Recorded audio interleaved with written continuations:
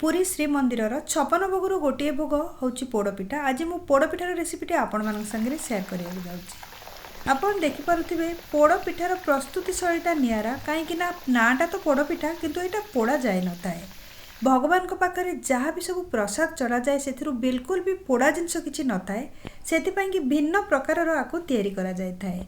ए रेसिपीटी आपण थरे तैयारी कला जानवे केते बढ़िया स्वादिष्ट ठाकुरंकर जो सब मंदिर रे तैयारी होता है से प्रोसेस रे तो आम केबे भी घरे करि परिबानी घरोई शैली रे आपको तैयारी करिबा। चलंतु रेसिपी आरंभ करिबा।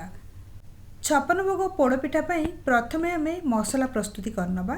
सेति पई मु एठी नै जाईची 5टा लवंग, सेथिरे मिसेबा आमे गोलमरीच गोटे चामच पाखापाखी, गोटे बड़ कला अलैच मु नै जाईची तार मंजीटा को एथिरे पकई दबा, चोपाटा को बाहर करनबा। काहेकि ना कुटिला बेले चोपाटा सहजरे फिटेनी, बड़ मोटा चोपा होता है कला अलैचर, से मंजीटा को मु बाहर करनेली। सबगुड़ाक सामग्री को बहुत भलरे कुटिदबा आउ खदड़ा करके कुटिबा, एकदम पाउडर करवानी। मसला गुड़ाक चुना हो गलानी। गोटे थर आपण मानकु मु देखि दउची, आपण माने देखि पारुथिबे खदड़ा होइके एटा प्रस्तुत होईची। गोटे कड़ाई मु एठी नै जाईची। कड़ाई रे आमे प्रथमे चीनी नै जिबा। आधा कप चीनी मु एठी नउची। आपण जो परिमाणर करिया को चाहिए पोड़पिठा से हिसाब रे 2 गुण अथवा 3 गुण ए सब सामग्री को करदेबे। आधा कप चीनी रे 3/4 कप पानी मिसेबा, माने गोटे आधा कप आ गोटे 1/4 कप। वर्तमान मु फ्लेम को ऑन कर देछि। बाकी सामग्री को आमे एथरे मिसे नबा। नड़िया को छोट छोट खंड करी मु काटी रखिथिली, सेथिरु गोटे छोट ताटिया मु मिसे नेछि। जेतिकी परिमाण रे नड़िया खंड नेछि सेतिकी परिमाणर एथिरे आमे कोरा नड़िया को भी मिसे नबा। तापरे कुटा मसला जाको आमे रखिथिले ताको मिसे नेछि। वर्तमान एथिरे छेना मिसेबा। आधा लीटर क्षीर रु छेना छिंडी की मु रखिथिली, सॉफ्ट छेना हेछि, सेई छेनाटा को आमे एथिरे मिसे नबा। एठी मु पिस्ता पकाउची। नॉर्मली ए जो पोड़पिठा तैयारी होते ठाकुरंक पई प्रसाद रे सेथिरे काजू किशमिश कहार यूज हे नताए, खाली पिस्ता पड़ी थाए। सेति पई 15-20टा पिस्ता को मु काटिकी नेछि। ता संगे 2 चामच घी मिसई नेछि। घी मिसेबा द्वारा पोड़पिठार जंतनटा बहुत बढ़िया रे तैयारी होताए, सॉफ्ट होताए। सेति पई एथिरे घीटा मिसा जाय थाए। सब सामग्री को मिसई दबा आवाकू फुटिया को दबा।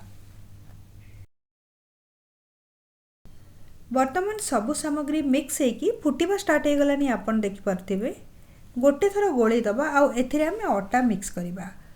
अटा गोटे कप नै जिबा आउ अल्प अल्प करी पकेकी आको गोळेई नबा। एकाथर जदि हमें पकाउचे ताहले गोटे गोटे गेटा हे जिबा अटार, परे फिटिबनी, पोड़पिठाटा भलो तैयारी हबनी।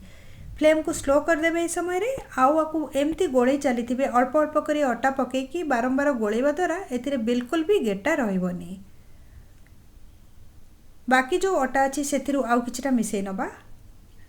सब अटा को मुझे मिक्स करनेली, भल किया को गोड़े नबा।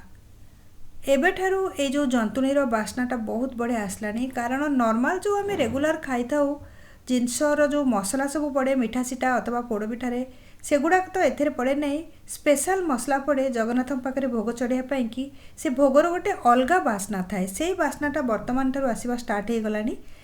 कारण रेगुलर खाइबारे ना आमर गोलमरीच लवंग ता संगे बड़ अलैच केबे भी आमे मिक्स करूनी ना, ग्रीन अलैच व्यवहार करथाउ। सेतिपई यार बास्नाटा अलग। आपण देखि पारथि बहुत बढ़िया रे वर्तमान जंतनटा तैयारी सारलानी, सॉफ्ट भी हेछि। एतिकी सॉफ्ट रखिले पोड़पिठाटा बहुत बढ़िया बनिबो। वर्तमान कड़ाईटा को घोड़े दबा। 15-20 मिनिट पर्यंत आपको छाड़ी दबा, जहा द्वारा कि जंतनीटा गरम रही ता भितरे सिझिबो आ बहुत सॉफ्ट हो जिवो। तेणु कड़ाईटा को घोड़े की 15-20 मिनिट छाड़ दबा। 20 मिनिट पर हेलानी। वर्तमान चेक करिबा। कड़ाईर घोड़नटा को काढ़िबा। आउ टिके आमे जंतुनटा को गोळेई नबा।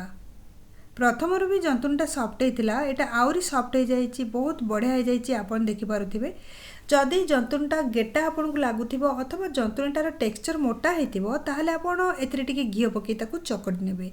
एटा सॉफ्ट प्रथमरु हेछि, आमे घी एथिरे पकेइथिले, सेति कि आकू आउ चकटिबा दरकार नाही।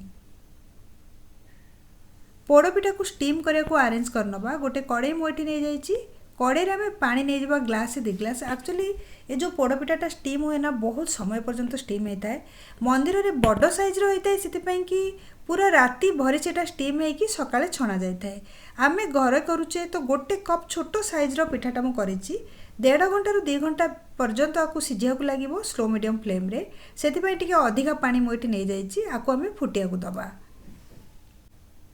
एटी मु गोटे जाली नहीं जाइए नॉर्मली एथिरे पास्ता हो नूडल्स हो अथवा परिबा को मु छानी थाए एथिरे आमे स्टीम करबा। आउ ए जालीटा भी मोमो को स्टीम करिया पई कि व्यवहार होता है। तो एथिरे पोड़ पिठा को स्टीम करबा। कदली पत्र हो अथवा आमर जो शाल पत्र व्यवहार होता है।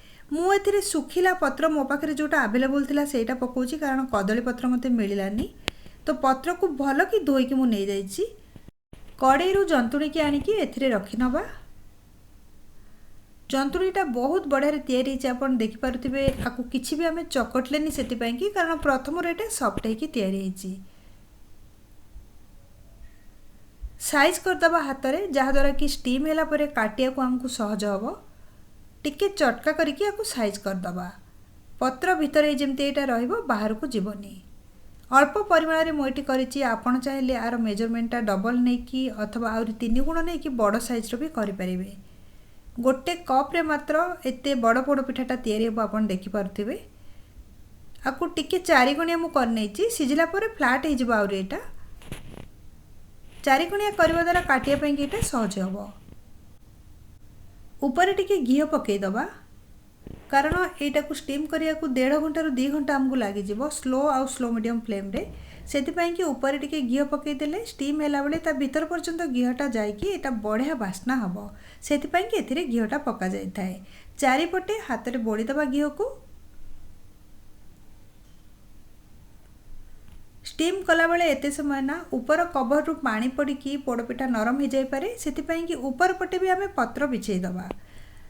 किछटा पत्र को मुझे धोईकी रखी पोड़पिठाटा को पूरा कवर करदबा जमती कि जदि भी ऊपर घोड़नी रू पानी पड़ो ताले पत्र ऊपर सेटा रही सेथिपाई कि एटा मु पूरा घोड़े नौची।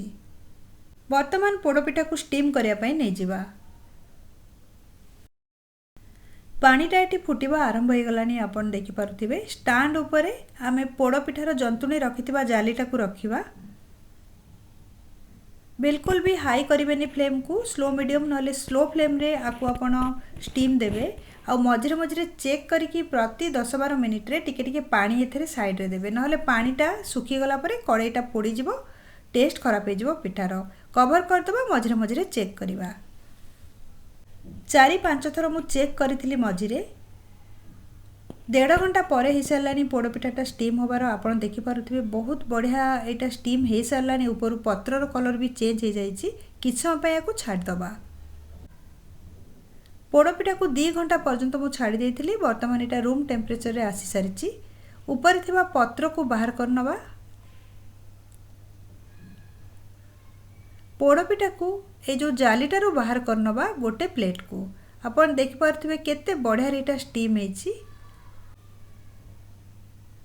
बर्तमान आम को काटिबा। एक्चुअली ये जो पोड़पिठा बहुत मोटा न होइकी जदि खंड खंड होइकी पतला रे आम काटुचे फ्राए कला बेले सुविधा होता है। आ चारिपट भल कि फ्राए होता है। 4 कोणिया करके काटी नबा जेतरा भी पीस बाहर आपन देखि पारुथिबे। गोटे कप अटारे आम करिचे किंतु केते गुड़ाई पीस एथरू बाहरी गला। आर टेक्सचरटा मु पाखरु आपन को देखौची बहुत सॉफ्ट होइची। एबे आम आपको छानिबा। घी को मुझे गरम करने रखी देती। प्रसाद कि जिते भी जिनस तैयारी आम करें घीरे से छणा जाए नॉर्मली घीरे छाणवा जो तार फ्लेवरटा अलग आसी थाए। जदि रिफाइंड तेल आप छाड़े ताले टेस्टा अलग आसो। घरे जदि नॉर्मल खायापाई आप कर रिफाइंड तेलर यूज करेंगे किंतु जदि भोग अथवा प्रसाद आप बनाऊँ निश्चय घीरे को फ्राए करेंगे। गोटी गोटी कर सब खंड गुड़ाक मुझे पकईदेली। किसी समय पर्यंत छाड़ीदबा तापर यार साइड को चेंज करवा।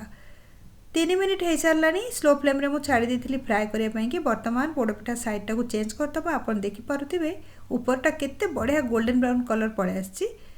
तलपटटा भी आम से फ्राए करदबा। पोड़पिठा को फ्राए कर 4 मिनिट पर हो सारानी। 2 साइड जाक कलर बहुत बढ़िया आसुछि। आपन देखि पारुथिबे गोल्डन ब्राउन कलर हो सारानी। अधिका आपको फ्राए करवा दरकार नहीं ना पोड़ी जीवो। फ्लेम को बंद करवा। गोटी गोटी करी सबू पीसेस गुड़ा को गोटे प्लेट रे आमे बाहर कर नबा। पोड़ पिठाटा बर्तमान ठंडा हो सारानी गोटे प्लेट रे आमे नहीं जिबा। आपण देखि पारुथिबे कलर जेते भलो आछि आर बास्नाटा भी बहुत भलो। गोटे तुलसी पत्र रखी ठाकुर को आमे अर्पण कर दबा। एथर रथ यात्रा रे ए जो पोड़ पिठाटा को निश्चय ट्राए करंतु। देखिए बहुत बढ़िया भी बनिकी तैयारी हम। प्रॉपर मेजरमेंट से करंतु जहाँद्वारा कि पोड़पिठा टाण हेनी सफ्ट होगी तैयारी हम। आपण को जदि आउरी अधिका किसी छप्पन भोगर रेसिपी दरकार ताहले डिस्क्रिप्शन बॉक्स ना आई बटन को निश्चय थे चेक करंतु। ए प्रकार बहुत पारंपरिक ओडिया रेसिपी मो चैनल को सब्सक्राइब करनियंतु और राइट साइड जो बेल आइकन अच्छी ताकू क्लिक करके ऑल नोटिफिकेशन बेल को ऑन करंतु जहाँद्वारा कि मुझे जहाँ भी अपलोड करी ता नोटिफिकेशन हिसाब से आपण पाखे पहुँची।